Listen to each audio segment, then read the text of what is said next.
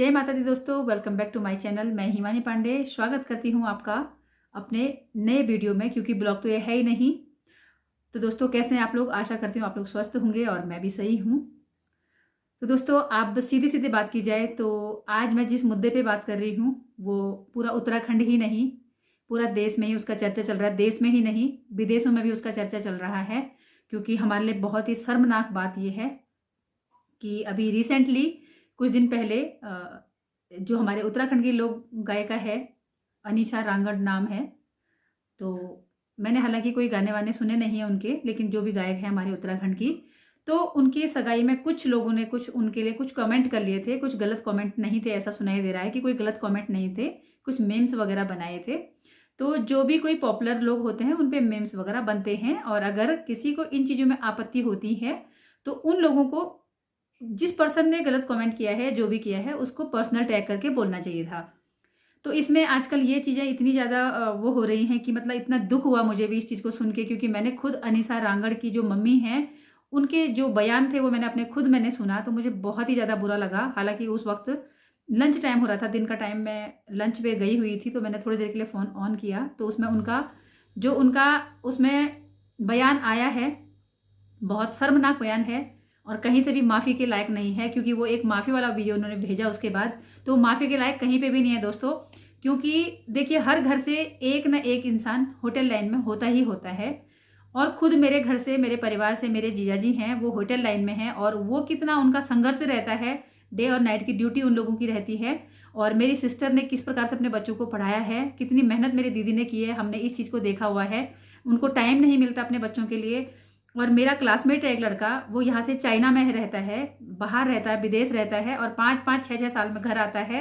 उसकी वाइफ गांव में रह के खेती बाड़ी का काम करती है और अपने बच्चों को पढ़ाती है। इसी प्रकार से न जाने कितने हमारे देश और विदेश में, हमारे उत्तराखंड से लेके पूरे इंडिया से लेके कितने हमारे जो भाई लोग हैं वो शेफ का काम करते हैं, मास्टर शेफ का काम करते हैं, और हमें प्राउड फील करवाते हैं। क्योंकि वो भी किसी सेना से कम नहीं है, किसी जॉब से कम नहीं है। जो उन्होंने इतना गंदा कमेंट किया उसमें कि तुम बर्तन धो रहे हो, जूठे बर्तन धो रहे हो, और तो उनकी वाइफ को, जितनी उनकी पत्नियां हैं, तो इतना दुख हुआ मुझे, क्योंकि सब हमारी माताएं बहनें हैं, और माफी तो कभी भी उनको मिलनी नहीं चाहिए उनकी माताजी को। इस प्रकार की जो उन्होंने बयानबाजी करी है, उनको इतना बड़ा क्या दुख हो गया था, जो उन्होंने डायरेक्ट उन सारी महिलाओं पर, जितनी भी बहनें हैं हमारी, जितनी मातृशक्ति हैं, सबके कैरेक्टर के बारे में, सबका उन्होंने धंधे वाली तक बोल दिया उन लोगों को।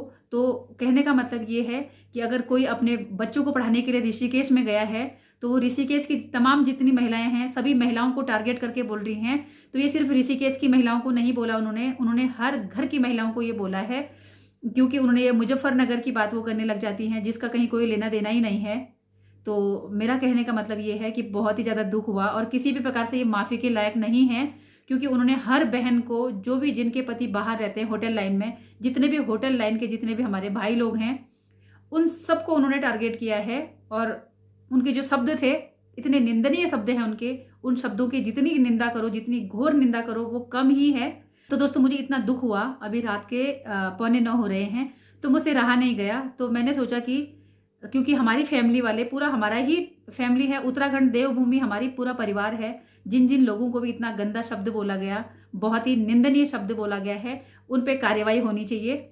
और इस प्रकार से आज के बाद कोई किसी को इस प्रकार से ना बोले, तो इसके लिए उनको कड़ी से कड़ी उन पे कार्रवाई होनी चाहिए। और जो वो माफ़ी मांग रही हैं, माफ़ी मांगने का भी तरीका देखा होगा आप लोगों ने, उनका किस प्रकार की वीडियो उन्होंने बनाई, और वो जो उन्होंने पहले वीडियो डाली थी उसको डिलीट कर दिया उन्होंने। तो कहने का मतलब ये है, जिन्होंने भी आपकी बेटी को मीम बनाया, कमेंट किया, आप उनको अलग से टैग कर लेते, उनको अलग से टैग करके बोल देते जो आपको बोलना था। लेकिन आपने हर मातृशक्ति को गाली दी है, धंधे वाली बोल के।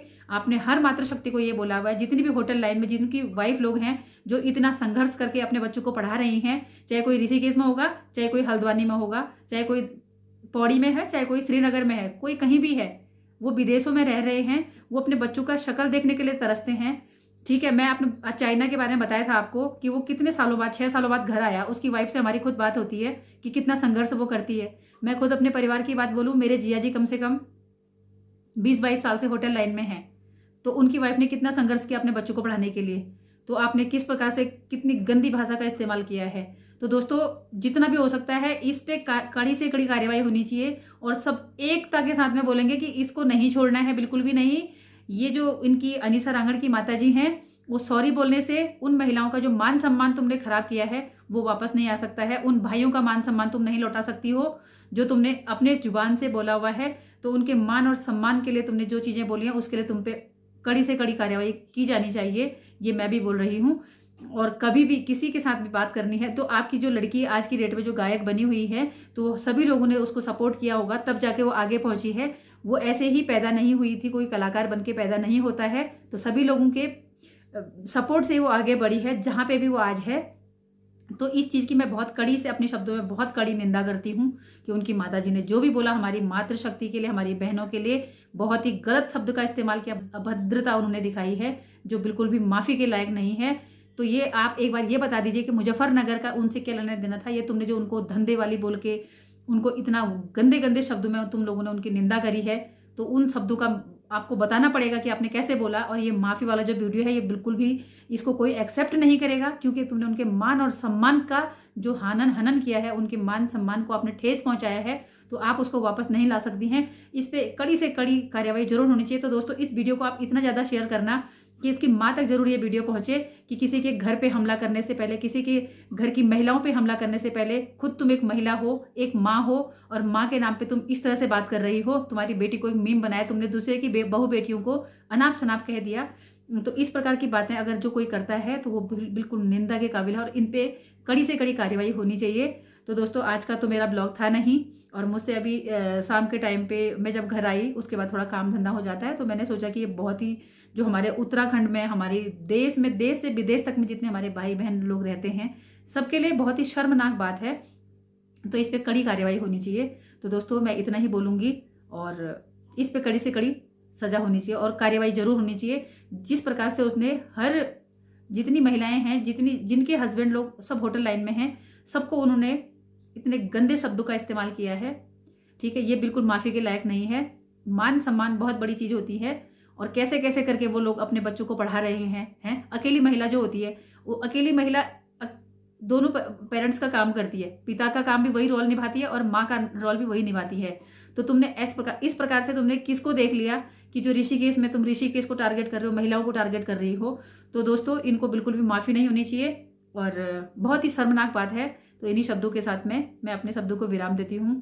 जय देवभूमि उत्तराखंड, जय माता दी, बाय बाय।